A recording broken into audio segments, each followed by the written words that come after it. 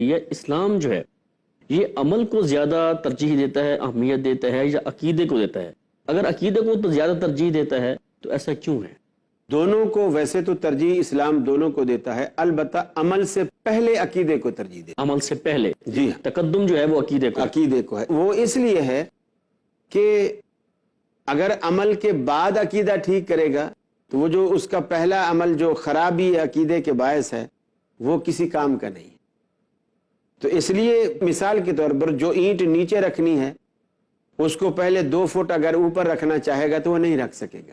ترتیب اسی طرح ہے کہ پہلے نیچے کی رکھے گا، پھر اس سے اوپر رکھے گا، پھر اس سے اوپر رکھے گا، پہلے عقیدہ آئے گا پھر عمل آئے گا۔ اسی طرح قرآن مجید بھی ہمیں یہی ترتیب بتاتا ہے، یا ایھا الذین آمنوا، اے ایمان والو، اور پھر کہتا ہے اعملوا۔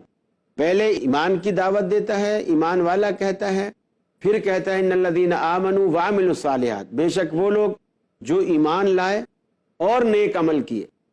تو ایمان پہلے ہے، اس لیے کہ نیک عمل جب ہی فائدہ دیتے ہیں جب وہ ایمان والا ہوتا ہے، صاحب ایمان ہوتا ہے۔ اگر وہ صاحب ایمان نہیں ہوتا ہے پھر کوئی نیک عمل کرتا ہے تو اس کے نیک عمل کا اس کو کوئی فائدہ نہیں۔ جس طرح اگر وقت ہو تو میں چھوٹی جی فرمائیے فرمائیے۔ ابو طالب سے متعلق صحابہ کرام نے رسول اکرم صلی اللہ علیہ وسلم سے پوچھا کہ یا رسول اللہ، ان کو آپ سے بہت محبت تھی، بہت لگاؤ تھا، تو کیا یہ محبت، اور اب نبی کی محبت جو ہے یہ بھی ایک ایمان کی علامت ہے؟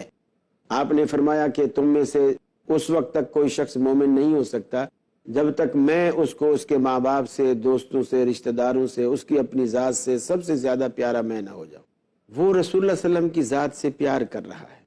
صحابہ نے پوچھا رسول اللہ، آپ کے چچا آپ سے بہت پیار کرتے تھے، کیا قیامت والے دن اس کو یہ پیار اس کو کوئی فائدہ دے گا؟ آپ نے فرمایا ہاں، اس کو فائدہ دے گا، لیکن اتنا دے گا کہ دوزخیوں میں سب سے ہلکا عذاب میرے چچا کو ہوگا۔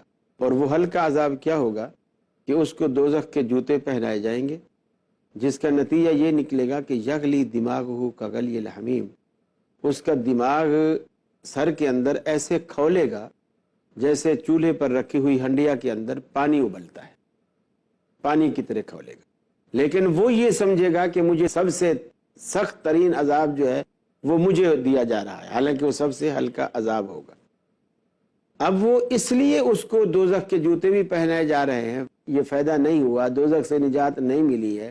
نبی سے محبت بھی اس نے کی ہے لیکن رشتہ داری کی وجہ سے کی ہے، یتیم بھتیجا ہونے کی وجہ سے کی ہے، یہ سب کچھ ہے، لیکن اس کو فائدہ اس لیے نہیں ہوا کہ ابھی ایمان نہیں ہے۔